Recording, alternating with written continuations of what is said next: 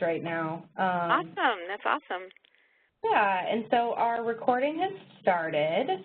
So I'm going to introduce the session. So I've said this at the beginning of every single session, but wanted to make sure you all knew that you'll be muted during the call, and we'll have a Q&A at the end of the call where I will unmute all of you. If you do have any questions during the presentation, please feel free to include them in the chat, and I will get them answered for you at the end of the presentation.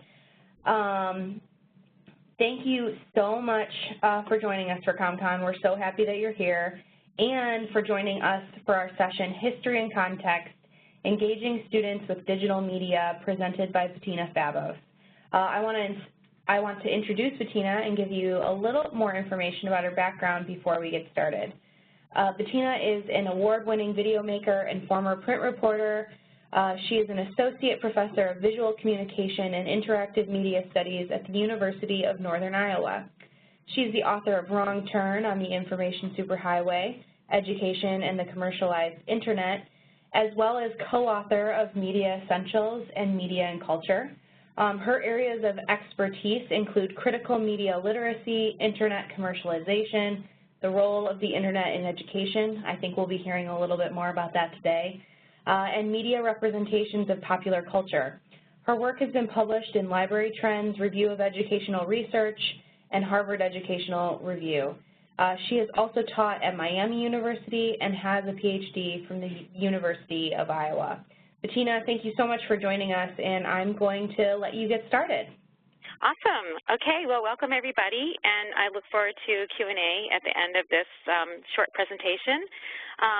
I'm talking to you about History and Context, Engaging Students with Digital Media. That's the title that we came up with. And like I'm sure all of you, I teach with lots of visual tools, from PowerPoints to videos to graphics, in order to get students to engage with the topics that I teach. And also, as a faculty member of the Interactive Digital Studies program at UNI, the University of Northern Iowa, where I teach, a good chunk of my recent research in creativity or creative activity has to do with interactive timelines and how the visual, the chronological, the interactive nature of timelines can be an excellent way to communicate history to our students and to anyone, actually, even if the timeline covers just the past day or week or number of centuries. So the digital media that I want to talk about today and talk about engaging students with is timelines. And I'm going to click over to this lovely timeline example of Anne Frank. It's developed by the Anne Frank House. It was developed in 2010, and it's a really good example of what I'm talking about. It's a really good example of beautiful imagery and a lot of variety of photographs and graphics, and a way of exploring time along a story. And I'm really drawn to timelines for both their visual and organizational value. And I find that when I personally need to understand anything, even remotely historical, that chronology is one of the most important things that I turn to. So I want to talk a little bit about media and culture and our efforts to deal with time, our timeline efforts. This is media and culture, and when I teach this book and a class that we have at UNI called Mass Communication and Society, I find that many of my students at UNI can't place the industrial age, or they think that television was invented in the 1960s. They just have sometimes a very distorted idea of the last couple centuries, and even, of course, earlier. And history for many of my students, and maybe yours too, is kind of a muddle. And it's clear that my students find the historical references that we have in media and culture a little daunting unless they have visual hooks to hang the dates on in some chronological context in terms of the space between the events. So my talk today is about timelines and the emergence of interactive digital timelines and the possibilities we have for teaching media and culture history a little more interactively. So Media and Culture was first published in 1997, and the first 3 editions didn't have timelines at all. And it wasn't until this is what I wanted to go to here, the 4th edition, in 2004 that it dawned on us to include timelines in the chapters and talk about, in the chapters that talk about history. So if you're familiar with the book, this would be chapters 2 to 13, so that's the Internet chapter all the way to the economics chapter. So in 2004, our first timeline looked like this. I know it's pretty ugly. It's pretty sparse in terms of images. I hate the gradient and, you know, kind of old school 2000 era design. But it was our first effort, and we added a more contextual timeline at the beginning of the book in the 5th edition in 2006. So that one looked like this. And this was a pullout that was about 3 pages folded, and the idea was that students could pull it out and analyze it as they went through their various chapters. And there's a historical component that is there in blue, and then all the timeline features that we talk about in the textbook are in the various gray bars underneath. And we just thought that was really important because we wanted students to understand all the different mediums that they were studying in the context of these larger historical events, like the 2 world wars, for example.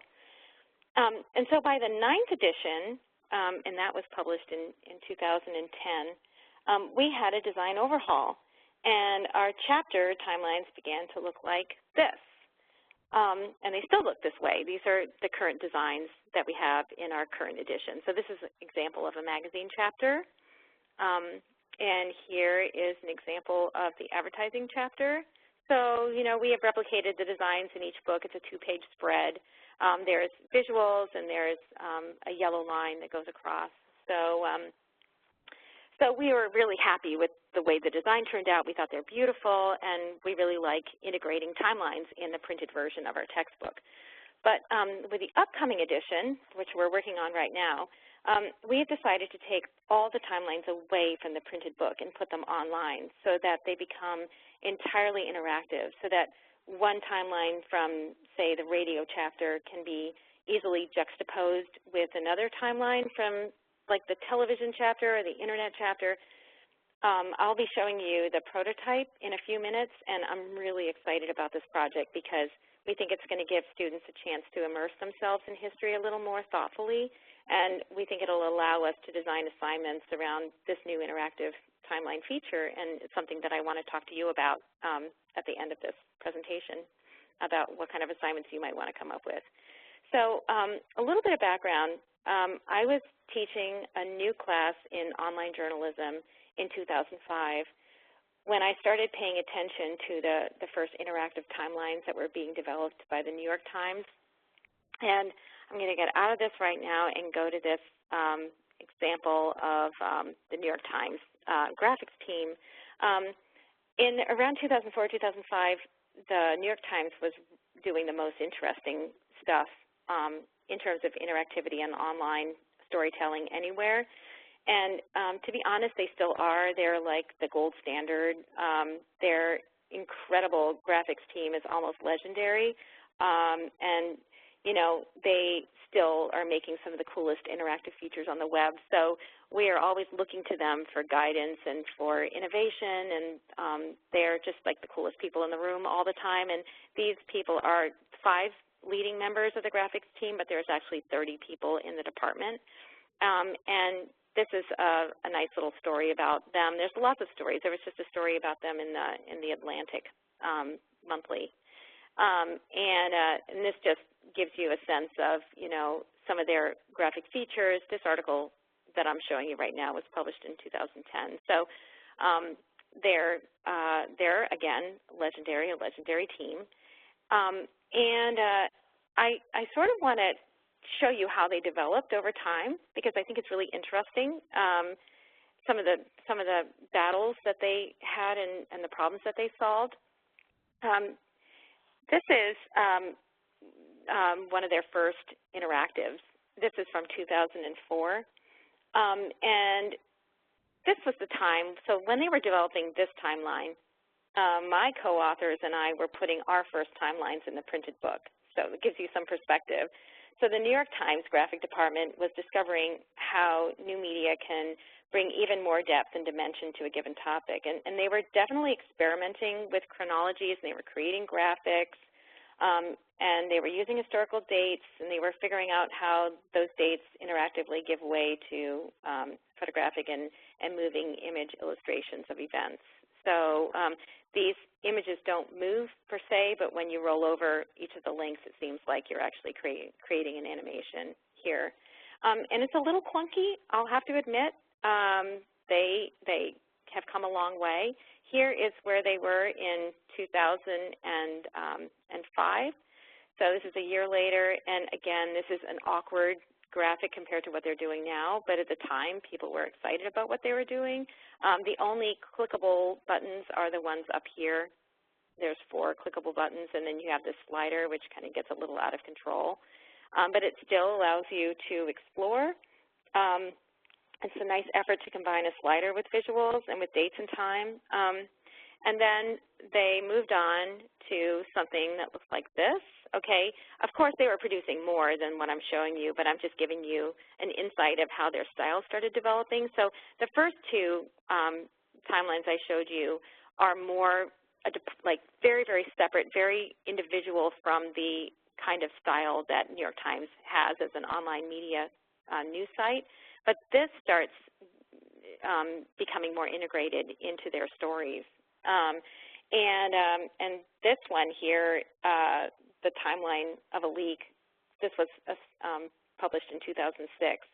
And I don't know if you remember the diplomat Joseph Wilson and his CIA operative wife, Valerie Plame, and his trip to Niger, and how he then wrote an article exposing that his trip was kind of a fraud, and then all the Bush administration were trying to cover it up.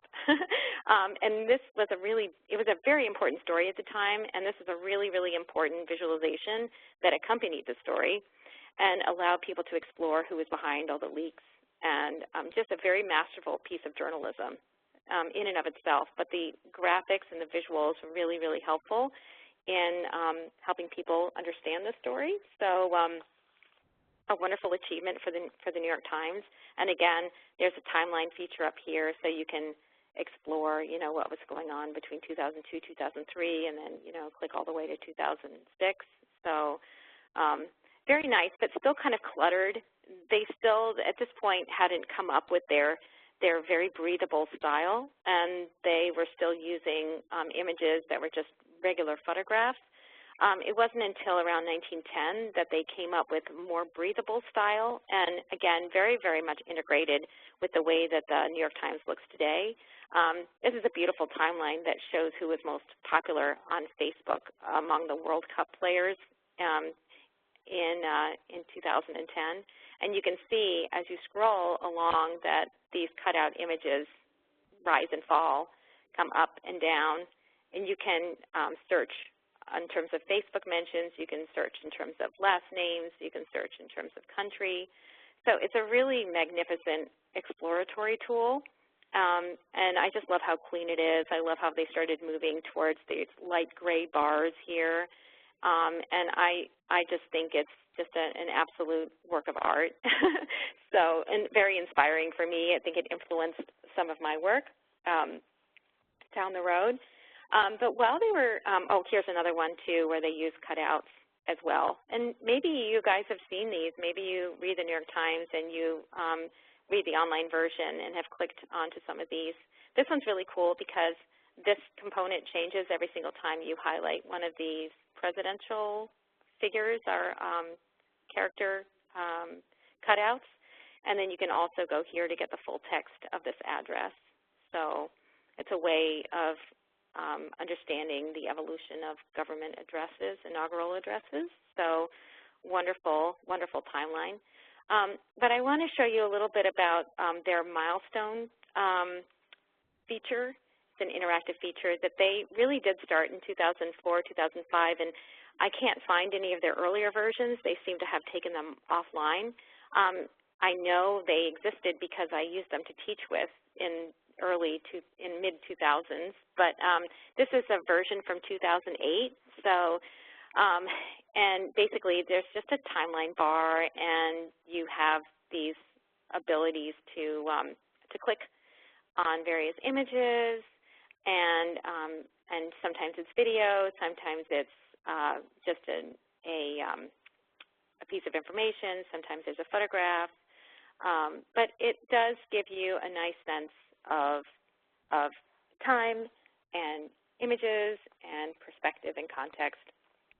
So they did these for famous people, really, like Obama, Lance Armstrong. It's a great tool. It's a great way to visualize history, although I will say that most of these timelines tend to focus on famous people, just the most famous people, and convey a sort of official hegemonic history, like the great men history, and that is not surprising because it's a newspaper, it's the New York Times, but it's something that I think about a lot, about how you can convey different kinds of histories. It doesn't have to be great men all the time. So jump ahead 6 or 7 years to their more recent renditions of their milestone feature, and you can see how they've moved from a horizontal interface to a more vertical interface. So we still have the horizontal timeline on top, but we have a vertical down, and it's because of smartphones and tablets. It's because it's really hard to search or access this kind of feature on a smartphone unless you have a vertical. But it's also somehow vertical storytelling is very, very wonderful as well. And a lot of where the New York Times is going is towards Parallax, and I'll get into that in a second. Here's another example of applying that milestone template to Iran's nuclear program. So they don't only produce a milestone like once every 2 weeks, something like that, but they also apply this template to other stories, and it's very effective. I have seen this maybe for the last 3 years, and I haven't seen any changes, so I think they're pretty happy with the style, and maybe they're going to evolve in some cool way, and I can't wait to see what the graphic department at the New York Times comes up with next. So anyway, a lot of what the New York Times is famous about is something that they produced in 2012. It was a project called Snowfall, and Snowfall looks like this. It was a Pulitzer Prize-winning $1 million multimedia feature that, for the very first time, seamlessly integrated looped video and interactive graphics. This is just a taste, and people were calling this piece the future of online journalism. This was a very, very exciting moment when Snowfall was released, and to this day, Snowfall has become an adjective in the world of online journalism. Like, people say, are you going to snowfall that? That's how famous this piece of interactivity was. So the story is about a bunch of skiers in an avalanche, and it deals with time in the most beautiful way. It takes us through the 5 hours of horror that this group of skiers face together, and there's a couple of different ways of navigating it. So you can go all the way down to the bottom and read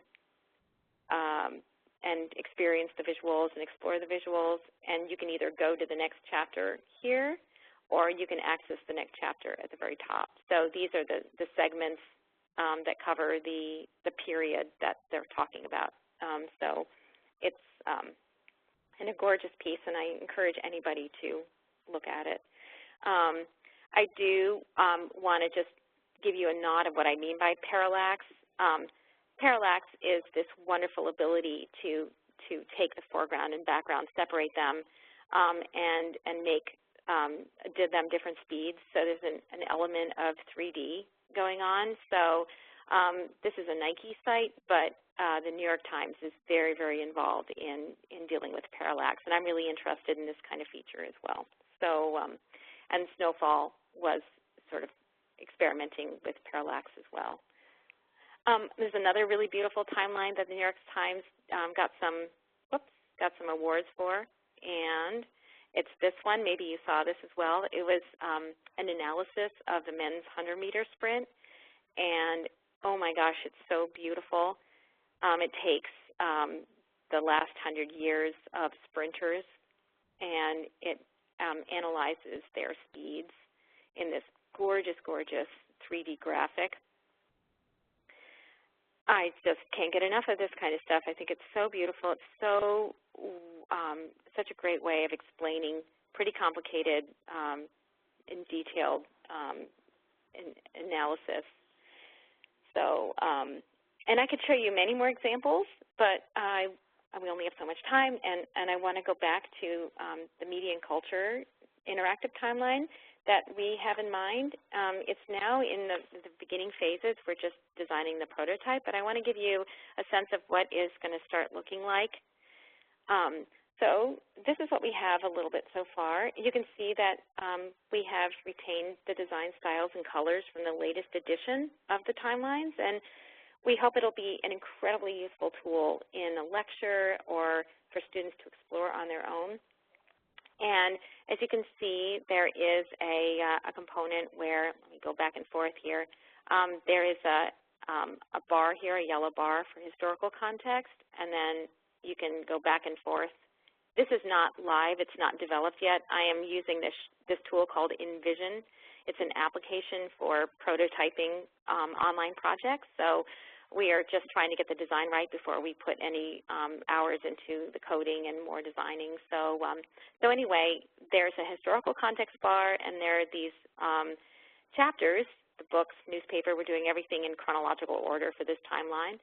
And then these panels would expand and contract, and we take our inspiration from this very, very beautiful Jackie Robinson Foundation timeline about the history of Jackie Robinson. So we always love to steal from other people's great ideas. There's lots of different things that we want to do. Of course, this is the timeline, but then you can investigate it further by going, for example, into the book chapter. And there's going to be a lot more visuals. There's probably going to be some animated GIFs and movie components in here. And we also see the ability to be able to interact with it in terms of taking elements from the book and pinning them onto the timeline. So we're going to develop some customizable features into it. This is the book chapter. This is a prototype, again, of the internet chapter.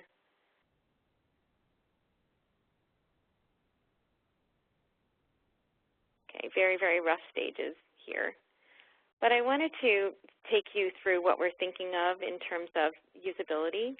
So here a student would log in with their username and password, and it would take them to a dashboard where they could choose between the media and culture timeline. That's basically what I just showed you. Or we have this idea of helping them identify or create, customize their own timelines. And then also work on shared timelines with other members of their class. So in the case of the media and culture timeline, students would be able to pin events as they're reading. We see it as a way of engaging students in the reading process. So when they're reading the actual book, then they can pin certain kinds of things that are interesting to them specifically to the timeline in a way to make all the material that much more engaging, that much more interesting. Then they can create their own timeline, and then the group timeline, shared experience, which they could present in various ways. So I'm going to go back to here and talk to you maybe about the customization part and how it would be useful. The pinning would be useful in terms of engaging student in the actual reading process. The customization might include taking their own media history and putting it on a timeline. And they could create that while reading the book as well. I love to assign my students something that I call the oral history project, where they talk to a grandparent or someone in their 70s or 80s, maybe a neighbor or something like that, about their media use growing up. And sometimes my students, very often actually, they have some of the best conversations they've ever had with their grandparents or their parents in their lives, because they learn so much about, something that they had never anticipated talking to their parents about or grandparents. And these kinds of stories would be great along a customizable timeline, like as an assignment. Also, I can imagine students getting together and meeting in groups and collaborating on a timeline together, maybe presenting it in class, and it could be maybe 4 or 5 students and all of their grandparents' histories across various decades. So there's really, a lot of other assignment ideas that we've come up with. For example, having students examine all the advances in media technology in between like a certain time period, like the 1880s, between the 1880s and the 1920s, or turning students onto the timeline as they do their oral history project interview, or even like before they even do their interview, having them investigate the timeline so that they're really going to be asking better questions so that they have a really good sense of what kind of media they should be asking their people about, or, just maybe to isolate one medium and analyze it in terms of what else was going on in the world in terms of the historical context. But we're really interested in juxtaposition, so taking books and newspapers and lining them up and seeing what was going on in books, newspapers, and maybe all magazines, and maybe even advertising. All 4 we could juxtapose and look for commonalities and look for certain things that are happening at the same time, or compare like the radio and the internet, because there's very similar kind of beginnings to both of those mediums. So I hope that this tool is really exciting, and I'd love to hear what kind of assignment ideas you'd come up with using this tool. I also think I have maybe a couple minutes to show you one of the timelines that I'm developing. I'm developing my own creative timeline project. It's a history of Hungary, and it's called Proud and Torn, How My Hungarian Family Survived the 20th Century. This is just a placeholder for the actual title page, so it's going to look a lot better. But it's a personal narrative that's combined with a timeline that's also combined with the general history of Hungary. So this is my dad and this is my aunt.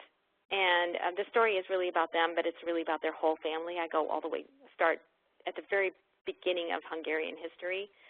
And it starts as a prologue that is vertical, and then it notches down into a horizontal that we're in the middle of redeveloping, actually, because we think it's too long now. But each one of these chapters is a drop-down chapter, and each one is tackling a different period, a different era in Hungarian history, so 1848, and then the next chapter is 1867, and then, it goes all the way to 1956, and there's 16 chapters overall. And I'll just give you a sense of what the chapter sort of looks like inside. So this is my great-grandfather. And it's about his success as an agricultural laborer, started as a serf and then got some land and became a successful farmer. So I'm telling the story of his life and then telling the story of all agricultural Hungary, and telling the story of the growth of the country and their cultural explosions in the turn of the century and all these beautiful buildings that were happening in Budapest, and their skyrocketing literacy and their fabulous cafes. There were 600 cafes in Budapest, and just a very visual and animated exploration of Hungary that's different than anything I've ever seen before. So I hope that people like it when it's done. It's sort of like interactive timeline meets animated graphic novel, and it's a new way to explore history, and it has about 850 images in this project, and most of them are of everyday people, not of famous figures, which is important to me. I want to get away from the famous people timelines and make people's history matter. So those are basically the things I wanted to say, and I have 3 takeaways. I'll get back to my face again so you can see me.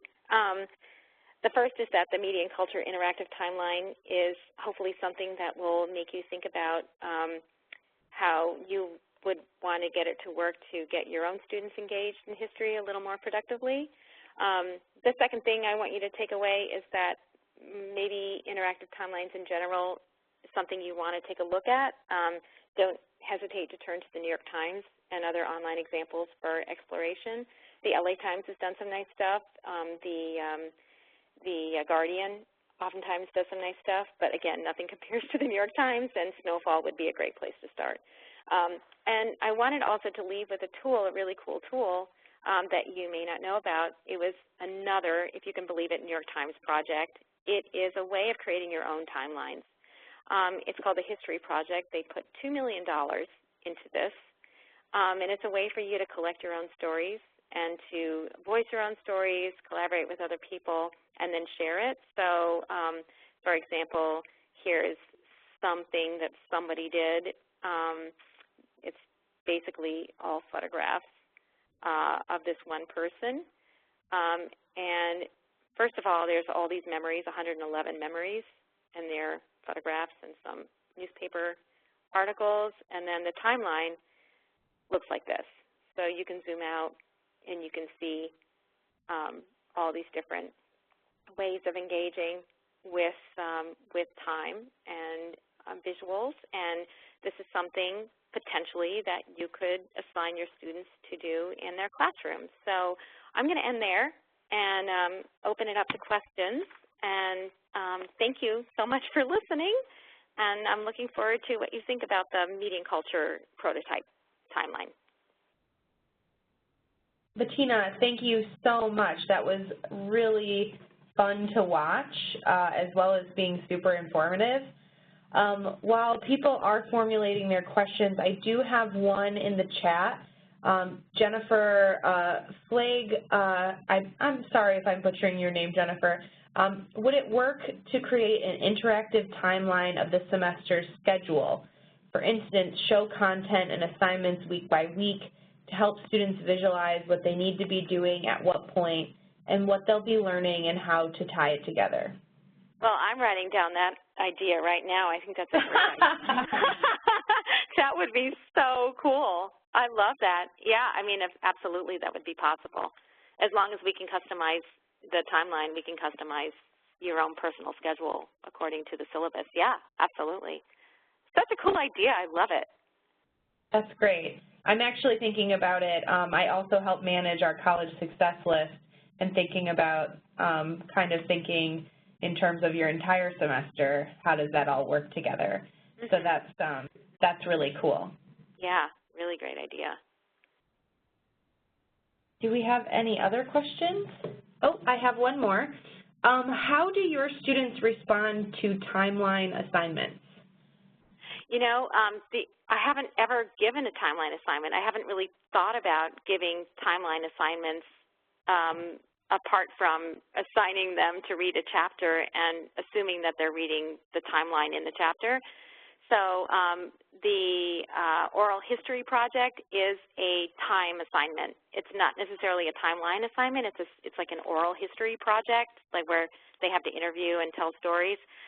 So, and when we talk about it in class, like I for the first, I think, 7 chapters where we start with the internet and we go all the way to movies, this is when it's, for me, the most interesting to engage students in the classroom. So I usually circle the things that I find extremely interesting from the oral histories, and when I talk about radio, I drop all the ones that were really interesting for the radio unit. Or, you know, when we get to television, I talk about the television memories, and I have students stand up, or not necessarily stand up, but just explain their interview and their memory that they got a little more in detail. We talk about stories a lot, and I think the more that you can personalize the book, the better, and personalize history. So that's why the oral history project is so powerful for my students, both when we talk about it collectively and when we talk about it when they actually do it, when they do the project themselves. But now that we're developing this timeline feature, this interactive timeline feature, I have so many ideas about how I would want to use the timeline oral history project, connect the oral history project to the actual interactive timeline. I hope that makes sense, what I just said. Yeah, it does. Okay. I do have another question, kind of another in-class idea. Could this be used in a testing format rather than a multiple choice question, maybe show the year and ask the significance? Oh, yeah, that's a great idea. Yeah, using it as a test, absolutely. Yeah, and it could be like a take-home essay or something, so they would have to write about, they would only be given the timeline or something to look at, and it would have to be, or it could be something that they would be able to access on their phones maybe if everybody in the class has a phone, and they could look at the timeline on the phone and then answer the question. Yeah, that's really good idea. Yeah, I like that too. Mm-hmm. Any other questions for Bettina? Well, if you do have any other questions, let us know. Thank you so much, Ideas. Bettina. If they have any ideas. These are really fun. Yeah, these are really fun. But Bettina, thank you so much for presenting today. Like I said earlier, very visually just cool and fun. So we're really glad that you were here. And we do have our closing session for the day for anybody who is joining us. If you want more information on that, it'll be with Steve McCornack and Joe Ortiz, and they'll be talking about how they've developed their teaching philosophy. And if you want more information, check out community.macmillan.com. And thank you all once again for coming today, and hopefully we'll see you at our next session. Yeah, and good luck with everything. Have a great week, and good luck with your teaching. So great. Thanks, Bettina. Okay, take care, everybody. Bye-bye.